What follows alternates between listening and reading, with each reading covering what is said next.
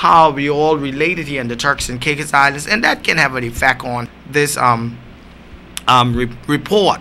For the month of January, there were a total of 6 robberies of firearms.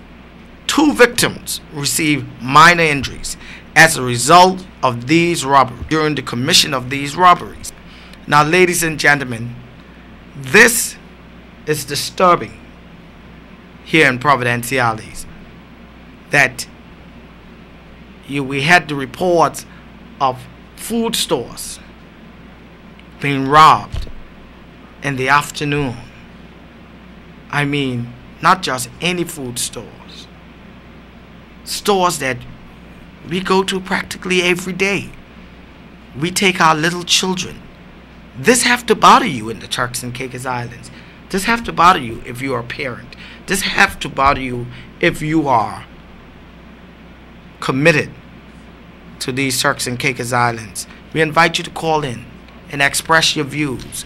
I'd like to hear from Grand Turk and South Caicos. Because these statistics shows that even in Grand Turk, in the month of January, 63 robberies. In 2007, 27. Good evening. Welcome to Let's Talk Politics. Yes, sir. Good afternoon. I like your work with the saying on the TV there. I just say something, you see. This country is a very nice country. Yes. But the police, they can do the work. We citizens here have to help them. And this is where the border of this island needs protected more. Mm-hmm. And sometimes we see crimes here, we shield it. We're not supposed to shield it. We don't know who have the guns. And I believe they should get some detector can detect these guns. These crimes here, we see them, we shield them. And we're not supposed to do it because it's going to affect this country sooner and later.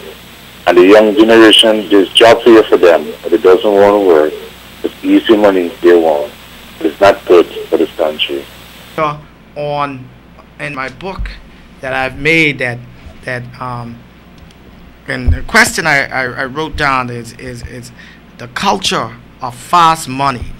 How is this affecting us here in the Turks and Caicos Islands? I mean, we seem to, everybody wants to get rich overnight. Fast money. It contributes to this high crime rate, and this culture is on the increase here in the Turks and Caicos Islands. Everybody want everything quickly. They want money quickly, and sometimes if you want something, they go to measures that we don't like, and we won't want them to go to achieve these goals. But robberies, I mean, in January, I mean, for a whole week, I mean, the jewelry store, the food store, Do-It Center.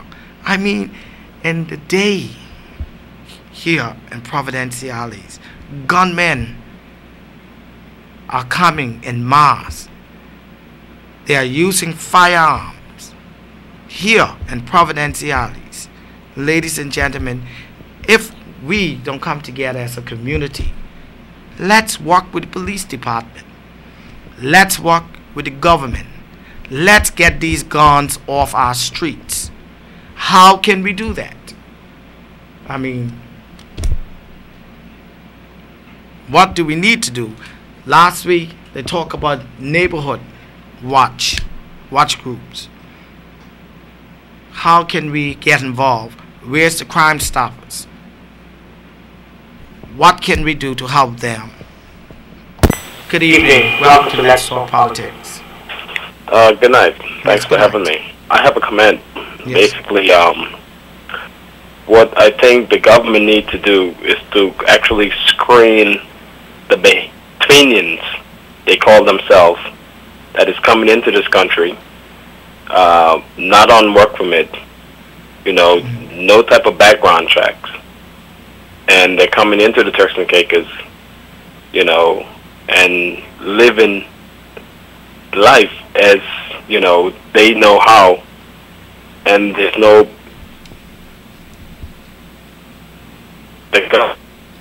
Go ahead.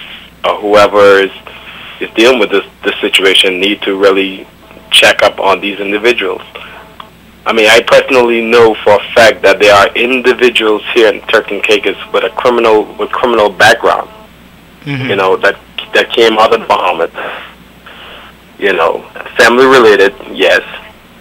And I think the government really need to step in and look into this matter. Thank you. Thank you very much for your comment. Yes, ladies and gentlemen, what we need to do, as that caller said, that we need to begin to do a background checks on these people that are coming into to these Turks and Caicos Islands. Not just Bahamians. I mean from all different countries. I mean, we need to know. I mean, certainly where they're from. Yes. Good evening. Welcome to Let's Talk Politics. Yes, I would like to make a comment on that gentleman just called Sure. about how we go ahead screening the people that come into the Turks and Caicos Islands. Mm-hmm. I've traveled on Air Jamaica when it used to fly in here.